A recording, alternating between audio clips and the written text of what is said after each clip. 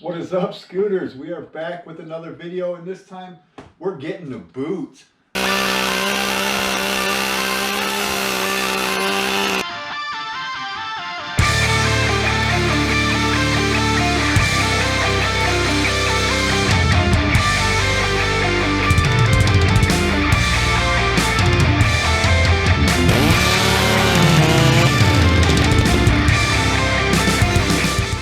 We're going to take some time and go over the different kind of boots I wear, talk maybe a little bit about quality and some of the different situations I might wear these boots in. Before we jump into that, definitely want to give a big shout out to all the mothers out there. Happy Mother's Day, Mom. Happy Mother's Day to my beautiful wife and mother of my children. To all the grandmothers, expected mothers, mothers to be, and mothers not yet to be. You guys definitely have a rough job. I couldn't do it. And big props. I hope you get the day off.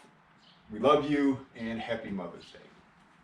With that being said, I also want to give a shout out to Nick Bonner and treestuff.com. They sent us out this award. That's for best climbing video. Tree Stuff did like a award show, different categories, different videos for different categories. We were nominated for best climbing video, and we won. This by no means is a testament to our videos, to our video quality. I am not under the delusion that we have the best videos or put out the best climbing videos. There's so many guys out there doing great videos, great tutorials, great climbing videos. This, I think, is more of a testament to our supporters. This was voted on by the people, by the arborist community, by your family, by your friends, just by people in general. So I think most of this award goes out to those people. They show us tremendous amount of support, and they go on, they like our videos, they subscribe, they share, and a huge shout out to you guys for that. And again, this is a testament to that kind of support. So thank you guys. We appreciate it. Thank you, Nick. Thank you, Tree Stuff. Hopefully they do this again next year. And if they do, we're coming. We're coming to fill this shelf up with some of these. So if we're going to get this kind of support from our friends and family and subscribers, then I got to put out better videos, and I gotta earn it. And next year we're gonna try to do that. So keep an eye on the channel. See if we can come up with some bigger and better things. Right now, let's talk about boots. I think we all run into the same issues, and what's the best boot for my buck? What best boot for the best scenario? There's so many different kinds. You have loggers, you have hikers, you have the chainsaw protectant boots, ranging from low quality, low price to high quality, high price. Myself, I started off with the old school. When you start climbing, you got to get a set of loggers. You need a big heel for spiking. You need a solid sole for stepping in crotches, and a big heel for that. So we went out and for the last 20 years or so, been climbing in the logger style boots. This, I've tried the Red Wings, I've tried West Coast. These are Red Dogs. I've had these for the last 6 years. I like the Red Dogs, got these from Bailey's. These are excellent boots. But I think their time has come. For me, they're a little bit obsolete. I don't think I need the big heel anymore. I don't think I need the wooden fused sole with the screws and the nails in it anymore. The way the spur pads are made now, they're so comfortable that I don't think I need a 10-inch high boots. For me, these are just, I think they're obsolete. I still wear them. I'll still break them out when I have maybe a big long climbing day. I got fresh insoles in these, so they're actually really still comfortable. They still held up really well. They're really tough, rugged boots. So maybe if I got a long 10-hour spur day where I know I'm taking down a monster, you throw those on and you won't regret it. But for everyday use, uh, I just think I think we've moved on. I think we've progressed, and one of the directions you're going now is more of the hiker style boot. I think I was real tentative to do that. I always love climbing in tennis shoes, spurless climbing, and I would not recommend that, but it does give you a freedom, a flexibility. No support, no ankle support, no support for stepping in crotches, stuff like that. But a definite flexibility. And then the sole on a tennis shoe is so much more like a rubber, a soft sole. You can get a better contact, a better grip. So that moves us more into the direction of the hiker style boot. So what I went with is the R Pro Evo 2s. I think there was a R Pro out before this, but again, that was before I was still trucking in those when those came out, and these are the first hiker style,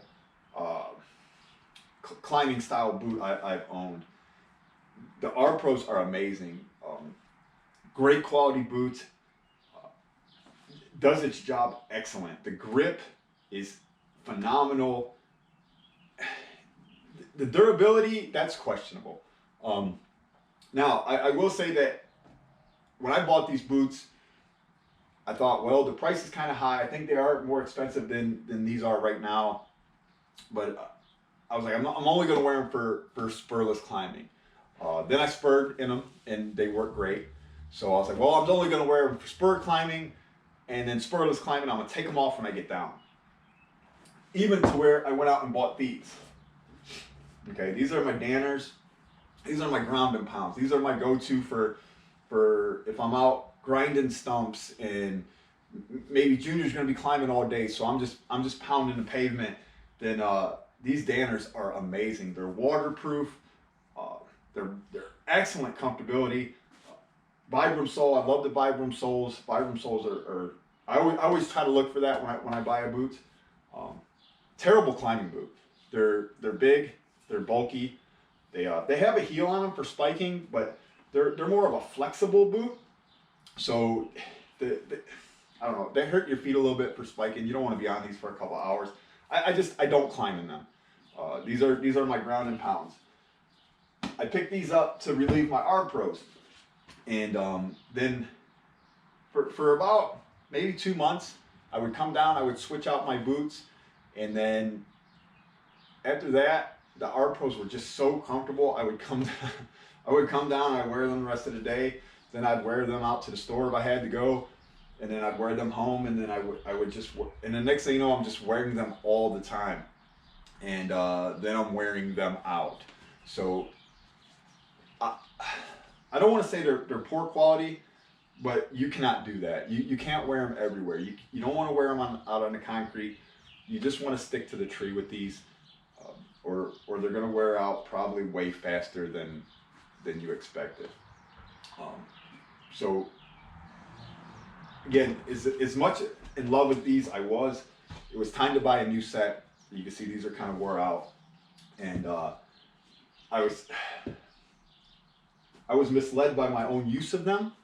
So I was kind of like upset, like, man, I only got like a year out of these, for what I paid, and I'm probably not happy about that. And I was misled by the fact that I wore them all winter. I wore them on the ground and stuff like that. So when it was time to buy a new boot, I wanted to go with something stronger, and I found these Salewas. These are the Vulture Gore-Tex GT boots. These things are straight monsters. I've kicked, clawed, scratched, punched. I've done everything in these boots that you can do to a set of boots. And if I were to clean these up right now, they would look like brand new. Getting a little bit of wear right through there. But other than that, these are like rock solid boots. They are expensive. I paid a good amount of money for those, probably more than any of these boots up here. And when I bought them, I ordered them, they came. I got real excited. I tried them on and instantly thought I had made a mistake. I felt like I just wasted a couple $100. They were so stiff and bulky. It was like walking around in bricks. Very uncomfortable. They have this heel. Inside the heel, it's like curved inside. So your heel sits down inside of it and kind of gets locked in that position. The boot won't rock forward and won't rock backwards. That was a very uncomfortable feeling. So I wore them to work, wore them for the next 2 days, wore them for the next 3 days, and I was still pretty sure I wasted my money. And so at that point though, you're $300 or something into a set of boots. You can't give up. It took about a week or so to break these in. After about close to maybe 2 weeks, I got them broke in. That heel thing is phenomenal.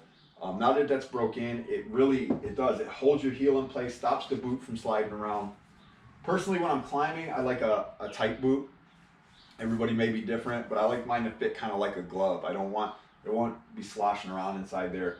And I like it to firm fit, and these definitely do that. They're a bit wider on the front than the R Pros are, a bit wider on the back. This is a chunky boot, man. It does have a kind of a setup here that allows for the boot to flex, and I think that's pretty cool. The lacing system is awesome. So you lace these first row, pull them tight, and then it has almost like a rope grab setup here, and it'll hold that first section tight as you lace these. Then when you get to these, there's pins, like little pins in there, and it'll hold those tight too. So then you can release your hand pressure and then lace those, and it keeps all them sections tight as you move up the boot. That's actually a phenomenal idea, and it works really well. I was nervous about these, but so far I've bent, I think it's on that boot, I've bent one.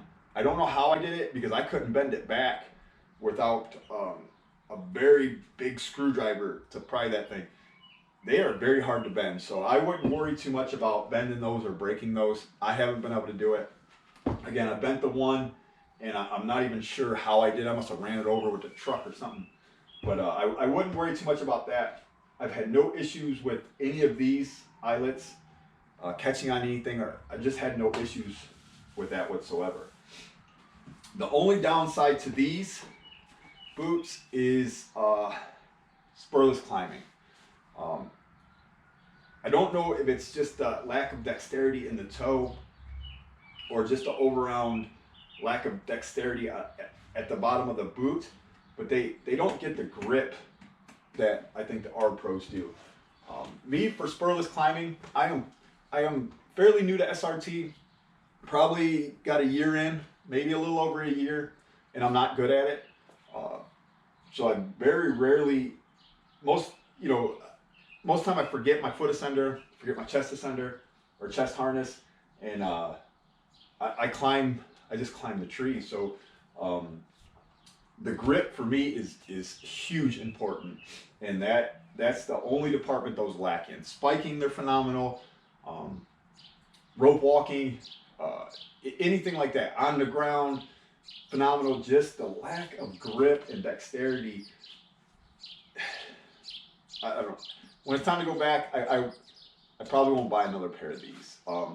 Just for the price I paid, I could go with the R Pros, and I think it's more bang for my buck, just because I can do almost all the same things.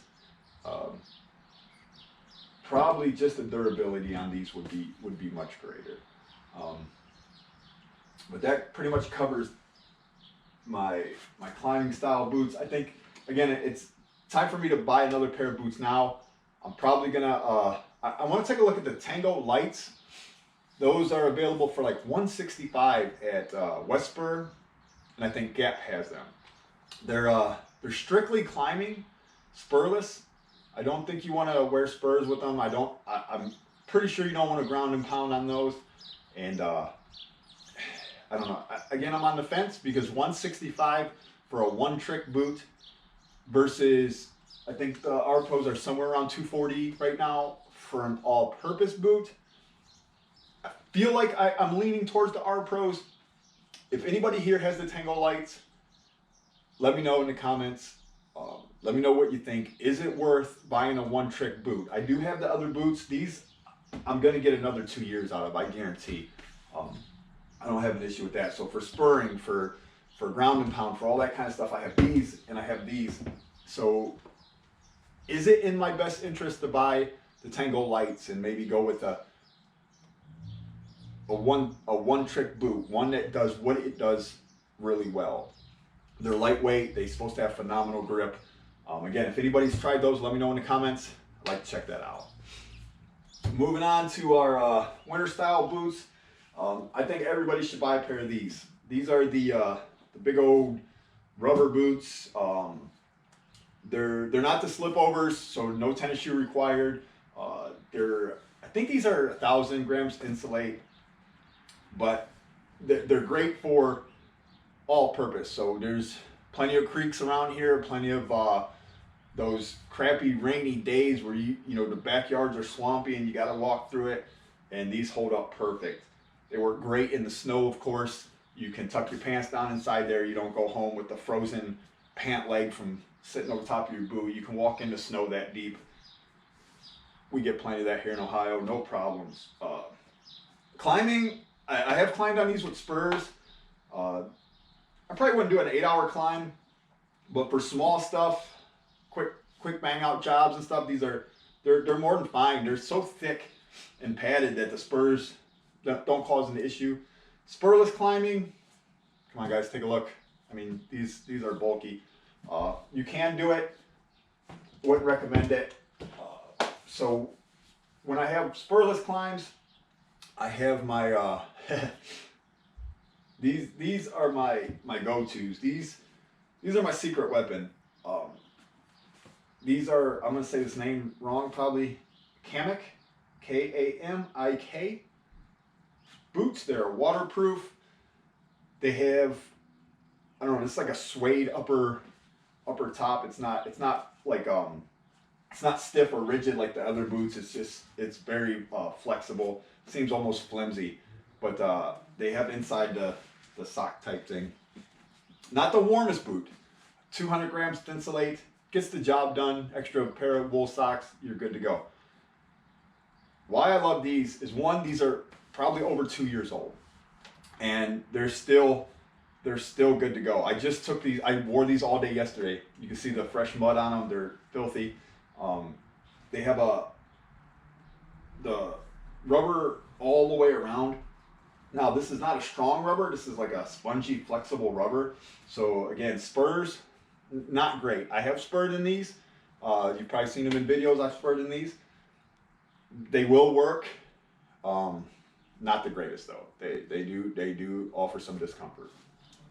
But for spurless climbing, especially in the winter, I have not been able to match the grip from these boots. I think because it's just that soft rubber sole all the way around, this adheres to the tree. The grip on the bottom is amazing. I will be ordering more of these boots. Amazon, 65 bucks, 70 bucks, I think. Again, look for the name. They have different styles on the upper, but my main thing is the bottom. It is tough for me so far to wear these boots out. I've abused them. I've hit them with the saw. I have stuck them in the mud. I've watered them, everything, and they're still going strong. I'll wear these again tomorrow if it rains. The grip is phenomenal. I think if they weren't so bulky and made like for winter style, I would wear these all year long, just for spurless climbing.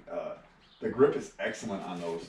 I absolutely love those boots, especially for the price point and how they, again, you can get a pair tomorrow, they can be junk. I think these have held up for me phenomenal, enough to where I will buy another pair. So that pretty much covers our starting lineup.